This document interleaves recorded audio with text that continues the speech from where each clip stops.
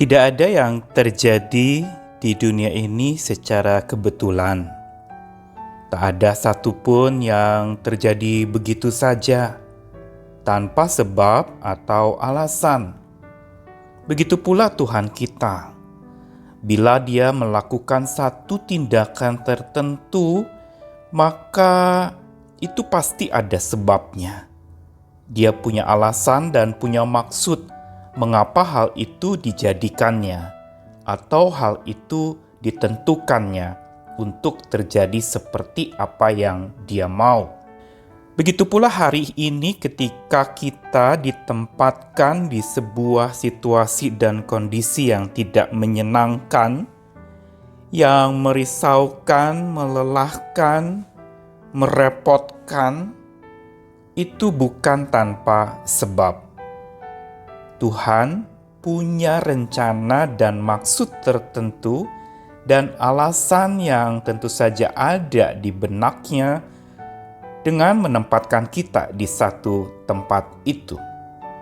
Karena segala sesuatu tidak ada yang terjadi tanpa sebab. Saya Nikolas Kurniawan menemani lagi di dalam sabdanya menyapa kita hari ini.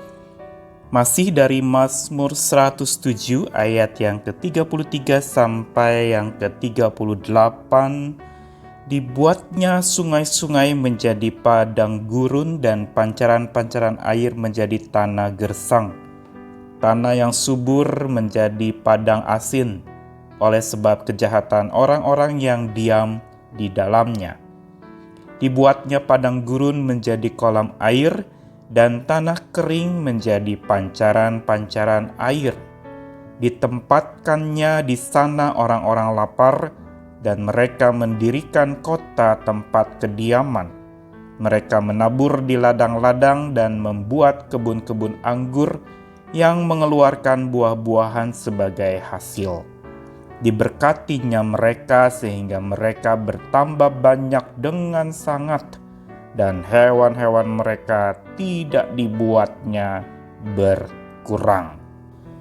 Mazmur 107 bagian ayat 33 sampai 38 ini mau menggambarkan tentang Tuhan yang berotoritas untuk mengubah segala sesuatu.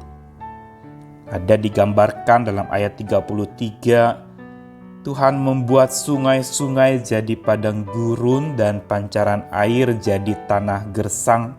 Tanah subur jadi padang asin karena kejahatan orang-orang yang diam di dalamnya. Lalu di dalam ayat yang ke-35, dibuatnya padang gurun jadi kolam air, tanah kering jadi pancaran air. Bagian ini ingin mengatakan tentang Tuhan yang sanggup dan bahkan Dialah penentu untuk mengubah segala sesuatu menurut kehendaknya. Bila ada gambaran sungai jadi padang gurun atau sebaliknya padang gurun jadi sungai atau jadi kolam air, ini adalah karena Tuhan punya maksud dengan mengubah itu.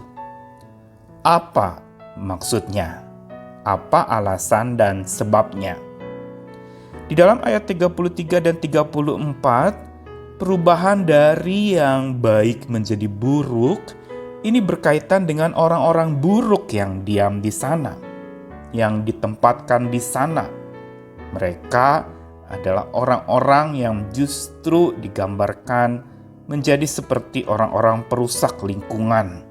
Sehingga sungai jadi padang gurun, air jadi tanah gersang, dan ada kerusakan-kerusakan yang mereka alami. Tetapi dicatatkan itu karena kejahatan mereka.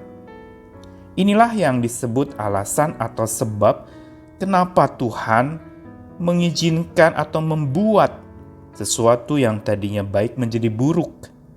Yaitu dengan satu sebab agar orang-orang yang jahat itu bertobat. Mereka yang diam di tempat yang makin memburuk itu harusnya menyadari diri mereka sendiri dan berubah menjadi pribadi yang tidak lagi jahat tetapi baik. Sementara itu dalam ayat 35 digambarkan dari padang gurun jadi kolam air. dari tanah kering jadi pancaran air. Dan kali ini justru yang ditempatkan di sana oleh Tuhan adalah orang-orang lapar yang mendirikan kota tempat kediaman. Kalau tadi orang-orang jahat dan Tuhan ubahkan sebuah situasi yang tidak menyenangkan, kali ini Tuhan mengubahkan situasi yang menjadi baik untuk orang-orang yang lapar.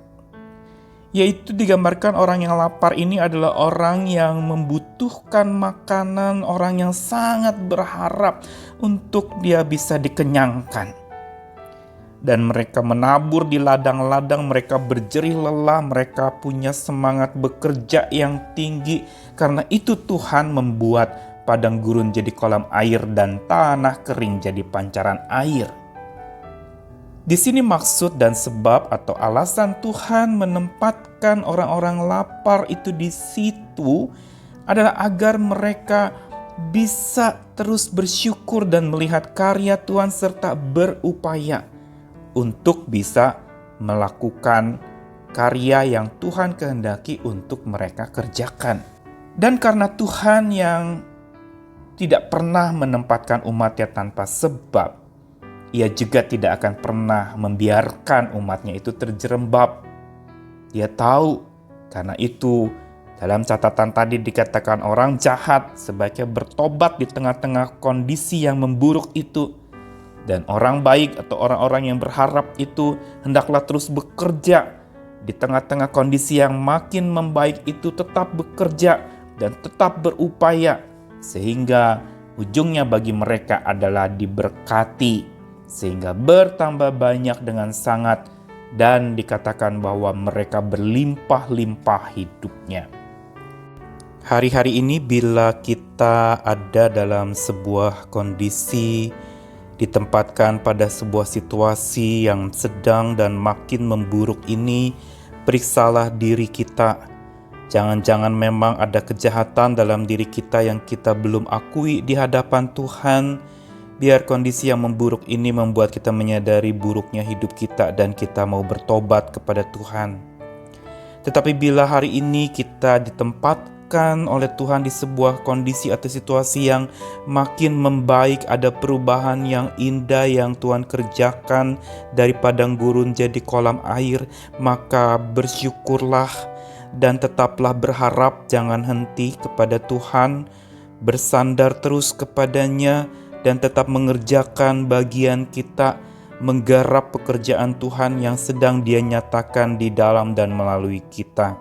Karena lewat segala apa yang terjadi, Tuhan tempatkan kita bukan tanpa sebab, tetapi Dia mau jaga hidup kita agar makin tidak terjerembab. Dia mau bangkitkan kita agar tetap berharap dan menggarap pekerjaannya. Selamat berjuang dan berkarya terus bersama dengan Tuhan sumber harapan kita. Daripadanya lah pertolongan, daripadanya lah kasih setia dan pemeliharaannya terjadi. Amin.